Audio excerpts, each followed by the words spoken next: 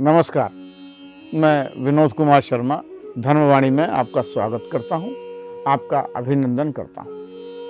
प्रिय साधकों, आपने पिछले एपिसोड में यह जाना कि यज्ञ से शेष अन्न को खाने वाले मनुष्य समस्त पापों से मुक्त हो जाते हैं। अगले श्लोकों में भगवान ये बताते हैं कि यज्ञ में स्वयं परमात्मा स्थित है। वह कैसे है? 15 श्लोक, 14 और 15 श्लोक इस प्रकार है। अन्नादि भवन्ति भूतानि पर्जन्यादन्न संभव यज्ञात् भवति पर्जन्यो यज्ञ कर्म समुद्भव। कर्म ब्रह्मोद्भवं विद्धि ब्रह्माक्षर समुद्भवम् तस्मात् सर्वगतः ब्रह्म नित्यम यज्ञे प्रतिष्ठितम। जिसका अर्थ है संपूर्ण प्राणी अन्न से उत्पन्न होते हैं। अन्न की उत्पत्ति वृष्टि से होती है, वृष्टि यज्ञ से होती है, यज्ञ विहित कर्मों से उत्पन्न होता है। कर्म समुदाय को तू वेद से उत्पन्न और वेद को अविनाशी परमात्मा से उत्पन्न हुआ जान। इससे सिद्ध होता है कि सर्वव्यापी परम अक्षर परमात्मा सदा ही यज्ञ में प्रतिष्ठित है। All beings are evolved from food. Production of food is depend on rain. Rain answers from sacrifice, and sacrifice is rooted by prescribed action.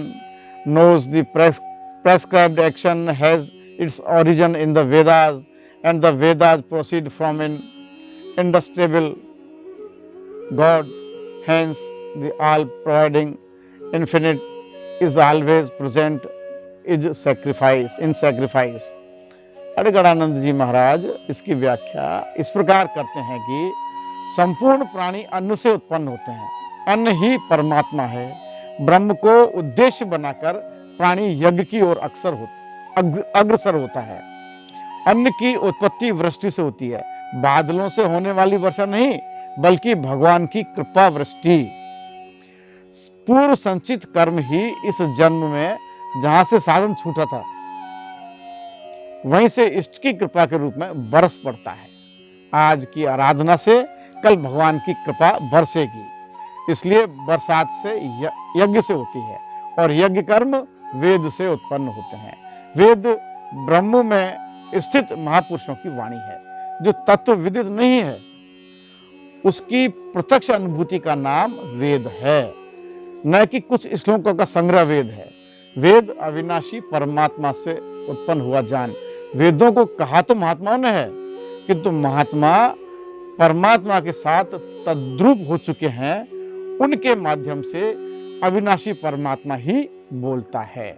इसलिए वेद अपौरुषे कहे गए हैं। महापुरुष वेद कहां से पा गए? तो वेद अविनाशी परमात्मा से उत्पन्न हुआ। वह महापुरुष परमात्मा के शब्द रूप हैं, वे मात्र यंत्र है।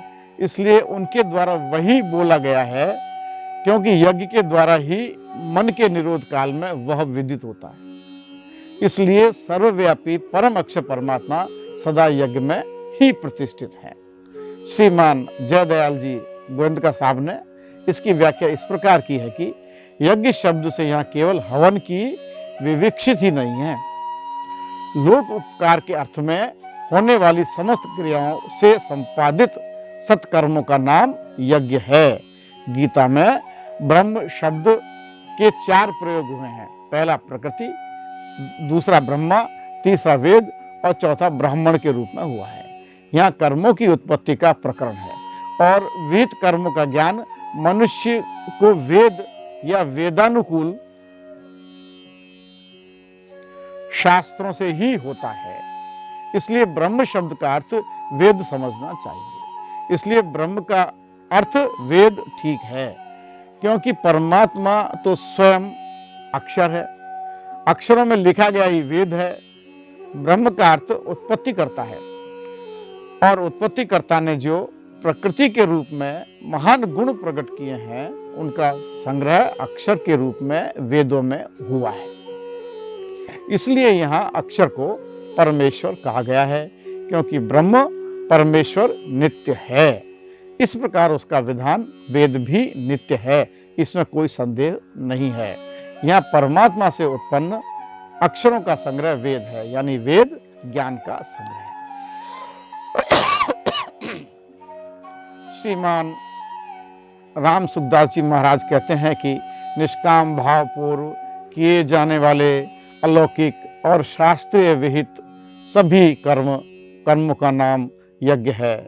जैसे ब्रह्मचारी के लिए अग्निहोत्र करना, गृहिणियों के लिए रसोई बनाना यज्ञ है। आयुर्वेद के ज्ञाता केवल लोगों के हित के लिए वैद्यक कर्म करे तो उसके लिए वही यज्ञ है। इसी प्रकार विद्यार्थी अपने अध्ययन को और व्यापारी अपने व्यापार को केवल दूसरों के हित के लिए करे तो उसे यज्ञ मान सकते हैं। इस प्रकार वर्ण, आश्रम, देश, काल की मर्यादा रखकर निष्काम भाव से किए गए सभी शास्त्र विहित कर्म कर्तव्य कर्म यज्ञ के रूप में ही होते हैं। यज्ञ किसी भी प्रकार का हो, क्रियाजनित ही होता है। वेद कर्तव्य कर्म करने की विधि को बताते हैं। मनुष्य को कर्तव्य कर्म करने की विधि का ज्ञान होने की विधि वेद के कारण ही है। कर्मों को वेद से उत्पन्न कहा गया है। वेद शब्द के अंतर्गत ऋग्वेद, यजुर्वेद, सामवेद, अथर्ववेद के साथ साथ स्मृति, पुराण, इतिहास, रामायण, महाभारत एवं विभिन्न संप्रदाय के आचार्यों के अनुभव, वचन आदि समस्त वेद अनुकूल सत्य शास्त्रों का ग्रहण कर लेना चाहिए। इस संसार में जितनी भी विद्याओं का संग्रह है वे सब शास्त्र हैं और सभी वेद के अंतर्गत आते हैं। सब कुछ जानने के बाद मैं ये कहना चाहूँगा कि भगवान अर्जुन को रण यज्ञ की ओर अग्रसर कर रहे हैं। अर्जुन को यह बता रहे हैं कि तूने जो सैन्य नायक यानी कमांडर का जो पद धारण कर रखा है उसके अनुसार रण करना तेरे लिए जरूरी है। इस रण यज्ञ में दुष्टों का हवन होगा, उनकी दुष्टता का हवन होगा और उसके पश्चात जो सज्जनता शेष रहेगी वही इस संसार का कल्याण करेगी, तेरा कल्याण करेगी और यही यज्ञ है। रामचरितमानस में संपूर्ण चरित्रों का वर्णन अच्छे और बुरे मनुष्यों के कर्तव्यों पर आधारित है। तुलसीदास जी ने हनुमान जी की आरती में कहा है कि बाएं भुजा असुर दल मारे, दाहिने भुजा संत जन तारे, अर्थात जो कमांडर है उसका यही कर्तव्य है। रामचरितमानस में ब्रह्म शब्द का प्रयोग राम जी के लिए किया गया है। प्रभु जे मुनि परमार्थ वादी, कहीं राम कहूँ ब्रह्म नादि, शेष शारदा वेद पुराना, सकल करें रघुपति गुण गाना। जिसका अर्थ है पार्वती जी कह रही है, हे प्रभु तत्व के ज्ञाता यानी जो ब्रह्म के ज्ञाता वक्ता मुनि हैं वे रामचंद्र जी को अनादि और अक्षर ब्रह्म कहते हैं। महान कवि शेष जी, सरस्वती जी, वेद और पुराण सभी श्री रामचंद्र जी के सद्गुणों का ही गान करते हैं।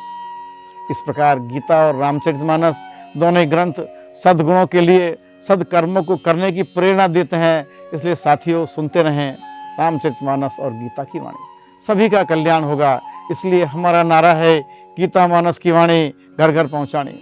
साथियों यह था आज का एपिसोड। पसंद आया हो तो कृपया इसे दोस्तों को भेजें, सब्सक्राइब करें, लाइक करें। जय श्री राम, जय श्री कृष्ण।